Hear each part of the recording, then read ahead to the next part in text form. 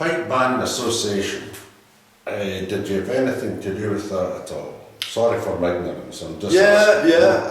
I acted for the Northern Ireland branch as a member of the Northern Ireland branch for a number of years. Then I also represented Northern Ireland in Washington Street as a delegate at the different meetings over there.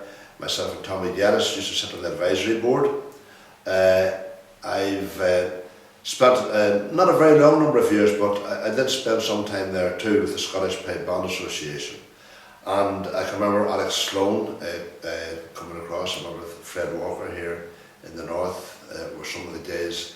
And the names that influenced me in administration, and of course Tommy Hart, who would have been a big administrator during the 50s, and one of the men really responsible also, I think, for promoting the whole pipe band movement in the north in its earlier days.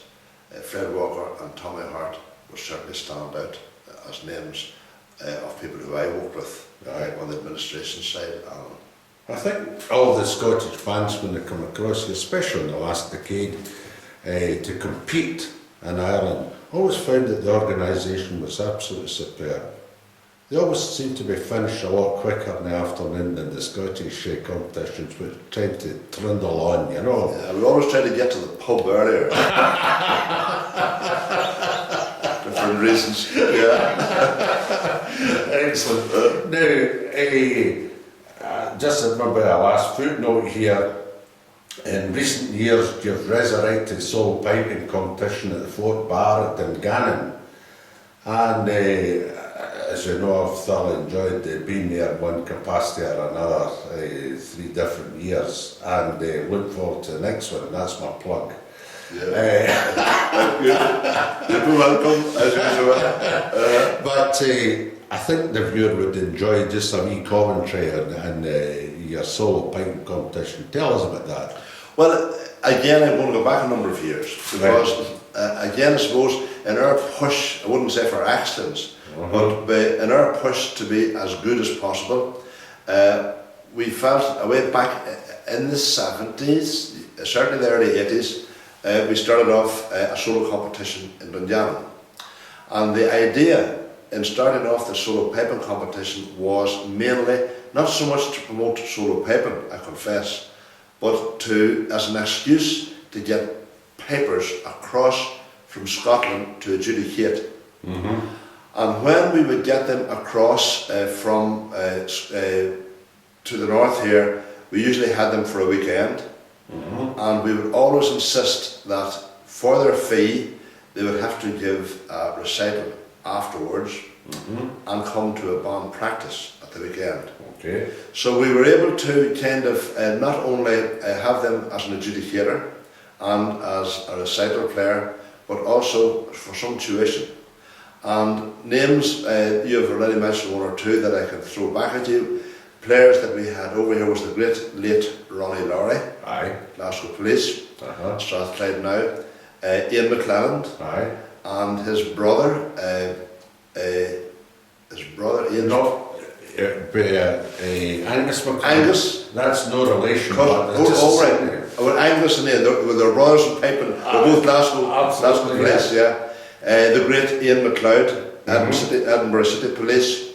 They were all players that came over here in bygone days to work with us at the weekends during our early days running solo piping competitions.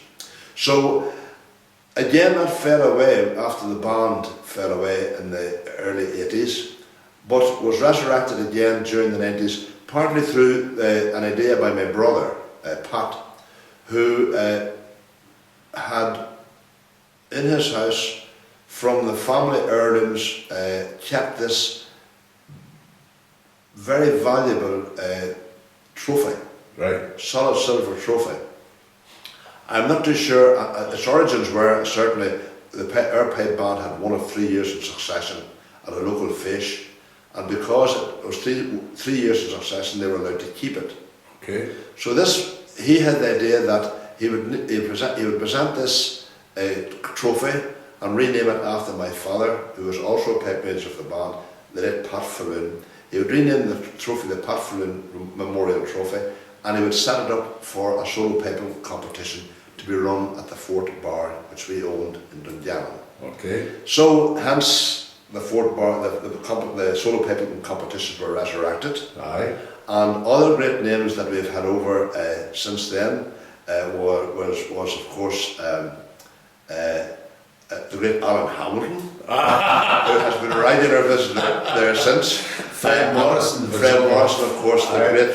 great piper from the Isles, Aye. who's been there on 2 or 3 occasions. Aye. And Pipe Major Walker, Aye. his first name.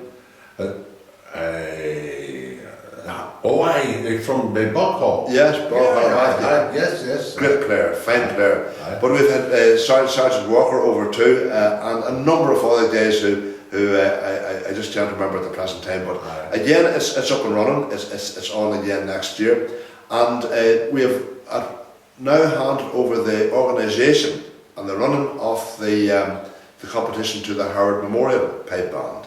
So Brendan Murphy's landed with it. Brendan Murphy has landed there. Brendan has been organiser-in-chief with my brother Pat over this past number of years, and now that he is Pipe Major of the Howard Memorial, the Howard they now benefit from whatever bit of revenue can be I'm raised. just going to give Brendan a wee plug.